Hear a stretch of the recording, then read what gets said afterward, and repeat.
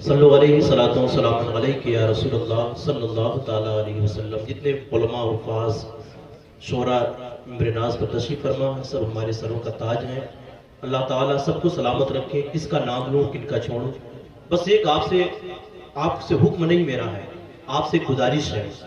حضرت اتنا لمبا سفر کر کے آئے ہیں، ایک گزارش آپ سے ہے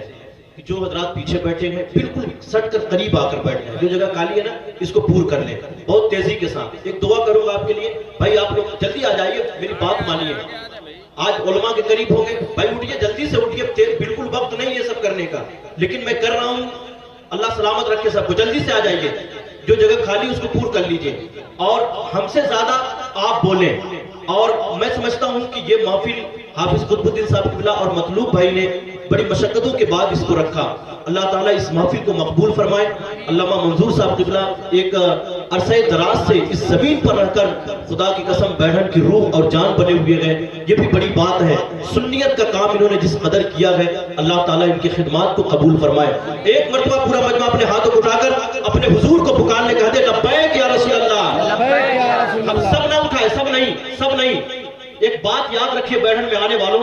ہم سب کچھ ہو سکتے ہیں خدا کی قسم، لیکن مصطفیٰ کے غدار نہیں ہو سکتے، اور سب کچھ برداشت کر سکتے ہیں، لیکن میرے حضور کے نام پر کوئی حضور کے شان میں گستاخیاں کرے، یہ قطعی ہم برداشت نہیں کریں گے۔ پورا مجمع ایک مرتبہ اپنے ہاتھوں اٹھا کر کہے، لبیک یا رسول اللہ، اور تو بلند آواز سے لبیک یا رسول اللہ۔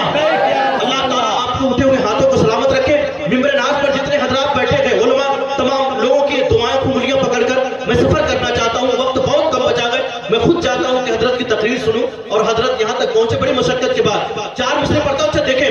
عمر چلے تھے حضور کا گردن قلم کرنے کے لیے، کسی نے پوچھا عمر کہاں چلے وہ تلوار لے کر، تو کہا کہ چلا ہوں، جا رہا ہوں، ایک نئے مذہب کی تبلیغ کرنے والا معاذ اللہ رب العالمین محمد نام کا آدمی آیا ہے، آج اس کے سر کو قلم کر کے لاؤں گا۔ جا رہے ہیں، واپس ہوئے گئے، نگاہیں نیچی گئے، تلوار چھپائے ہوئے گئے، کسی نے دامن کو پکڑ لیا، کہا عمر وہ سر کہاں گئے، سر کہاں گئے، کہا سر کی بات کرتے ہو تو وہ تو اتنے اچھے لگے، وہ تو اتنے صادق لگے، وہ تو اتنے امین لگے، میں نے انہیں دیکھا، آج تک ایسا کسی کو نہیں دیکھا، جب اتنے حسین ہو گئے ان کا مذہب کتنا حسین ہوگا۔ خدا کی قسم عمر کے دور میں کسی نے حضور کے تحفظ ناموس رسالت اس کانفرنس کو نام دیا گیا، حضور عمر کے دور میں کسی نے حضور کی گستاخی کر کی گئے تو عمر نے سر کو انگلی کو پہلے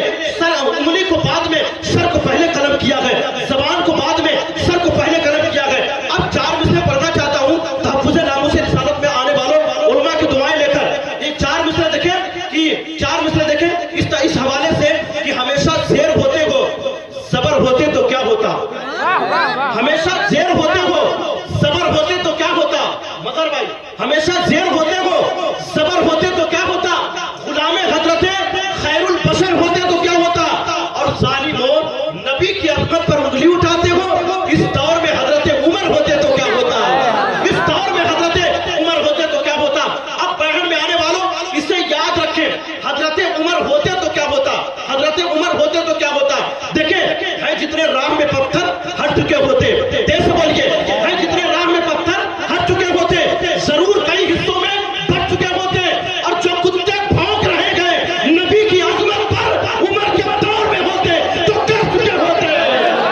تو کتے بھونک رہے گئے نبی کی عظمت پر عمر کے دور میں ہوتے تو کر چکے ہوتے۔ حضرات آئیے بڑی تیزی کے ساتھ، جتنی سردی ہے اس سے زیادہ آپ سرد ہے، اس لیے میں چاہتا ہوں کہ پورے ملک ہندوستان کی بڑی بڑی محفلوں میں بڑی بڑی کانفرنسوں میں حضرت کی تقریر ہوتی بھی ہے، اور الحمدللہ یہ بڑے جو ایک شعر اور پڑھنا تھا مجھے، وہ پڑھوں گا انشاءاللہ تعالیٰ، لیکن ڈاکٹر بلال صاحب قبلہ دیکھیں بڑی محبتیں ہیں، اور اس زمین سے اگر حضرت کی آمد ہی بڑی بات ہے۔ آپ یقین جانیں دور حاضر میں مجھے سب سے زیادہ کسی خطیب نے متاثر کیا گیا نا، علامہ مفتی شمس الدین صاحب قبلہ کی ذات کریمہ ہے۔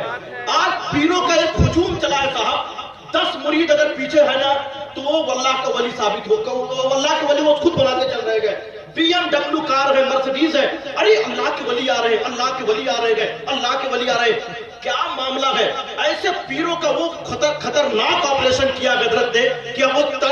آنکھیں نیچے گئے نگاہیں تو اوپر کرنے کی کوشش نہیں کر رہے گئے، اس لیے ایسی تقریر کی بھی ضرورت ہے بلا تمہید و تاخیر کسی نے پوچھا تھا کسی بزرگ سے، یہ بتائیں کسی ولی کی پہچان کیا ہے، حقیقی شناخت کیا ہے؟ بابا فرید سے کسی نے پوچھا تھا تو کہا سنو، ایک ولی کی حقیقت شناخت دیے گئے، ایک شناخت دیے گئے کہ آنکھیں نم ہوگی خدا کے خوف سے، چہرہ زرد ہوگا، بال بکھرے ہوئے ہوں گے، پیروں میں چھالے ہوں گے، دور سے دیکھنا تو پہچان جانا کہ کوئی اللہ کا ولی آ رہا ہے۔ اللہ اکبر کبیرہ۔ آئیے بڑی تیزی کے ساتھ میں بلا تمہید و تاخیر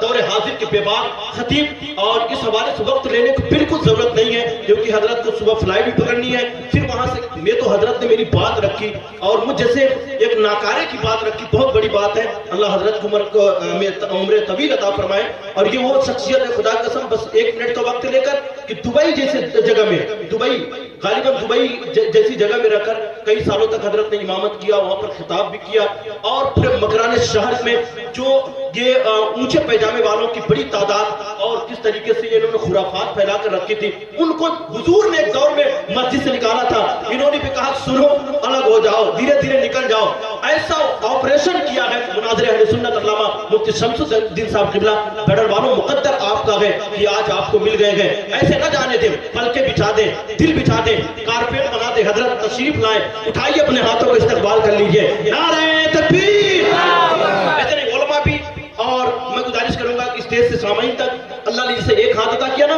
وہ ایک ہاتھ اٹھا لے، رب نے دونوں ہاتھوں کو عطا کیا ہے، تو بیڈر والوں اس خیال سے نعرہ لگاؤ کہ رسم الفت کو ہم نہ چھوڑیں گے، ساری دنیا کو چھوڑ سکتے ہیں، اعلیٰ حضرت کو ہم نہ چھوڑیں گے، نعرہ تکبیر۔ ابھی آپ کے آواز میں بولی ہے، میں کلیجہ پیش کر رہا ہوں، میں کلیجی تو پیش کرتا ہوں، نعرہ تکبیر۔ اور